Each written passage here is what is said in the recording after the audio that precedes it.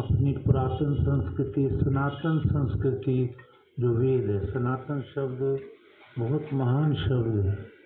सन का मतलब होता है, सना का मतलब होता है जिसकी कोई शुरुआत ही नहीं है, अनंत। और तन का अर्थ होता है सनातन वाला, यानी जिसकी कोई शुरुआत ही नहीं है, ऐसा धर्म, और न जिसका कोई अंत है। सना का अर्थ होता है तन में न वाला, तो कभी नष्ट न होने वाला, अविनाशी, एटर्नल, एटर्नल जो है, एवरलास्टिंग जो है, वो धर्म सनातन है। और इसकी शुरुआत जो है वेद। हर पृथ्वी जब बनती है, एक शब्द होता है आदि, ये सृष्टि आदि में बनी है, इस पे हम बैठे हैं। इसको कितने वर्षों के बनते हुए? 1 अरब बोलो 95 करोड़ 8,56,126 साल हो गए है ना। तो अब अगला वर्ष 127वां साल का हुआ।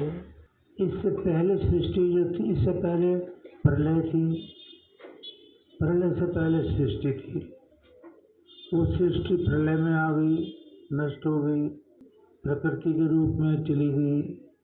भगवान की व्यवस्था के अनुसार प्रलय में सिर्फ परमेश्वर ही रहता और कुछ नहीं रहता, क्योंकि परमेश्वर ऐसा तत्व है जो अविनाशी है, जन्म मृत्यु से परे है, स्वयंभू है। भूतम च भव्यम, जो पहले भी था अभी भी है, यश्चादितिष्ठति, अभी भी है, भव्य में न भविष्य काल में भी रहेगा। ये सृष्टि चक्कर चलता ही रहेगा। क्या क्या चक्कर है ये?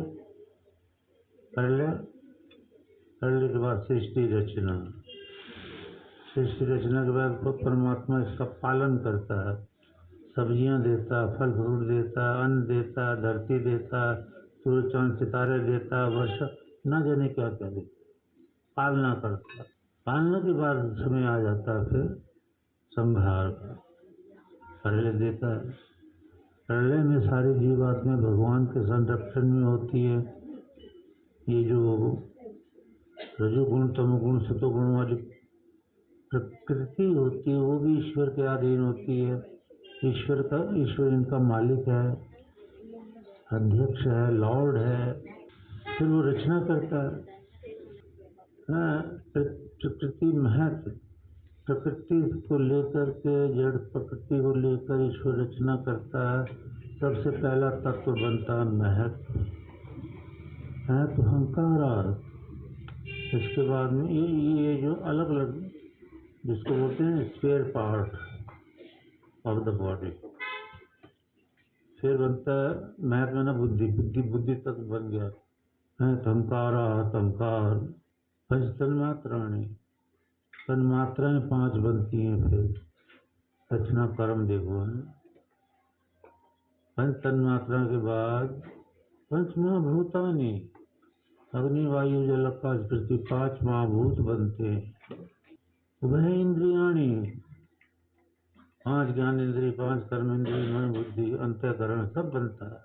अंभे मारीची मुर आप, अंभे आकाश, मारीची पृथ्वी, जन्म मृत्यु होती है, ये सारे बनते हैं। जीवात्माएं जो वेट कर रही हैं कि हमें शरीर मिलेगा कर्म अनुसार, वो शरीर बनते हैं। सांप के, बिच्छू के, कुत्ते, बिल्ली, गाय, भैंस सब, और ऐसे इंसान के शरीर जिन्होंने अच्छे कर्म किए। ये परमात्मा का चक्र है, इंसान के लिए है कि कुर्वन्नेवे कर्माणि जिधि विशेषतम समाह।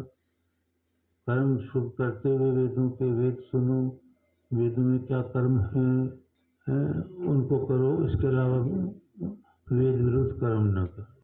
भगवान कहता मैं तुम्हारे लिए जमीन बनाई, सुख के साधन दिए कि तुम्हारे पैर में कांटा भी ना लगे। वेद मंत्र है ना, आपको कई बार सुनाया, कांटा भी ना लगे, आनंद से जियो। भगवान की वेद अनुसार भक्ति करते हुए आनंद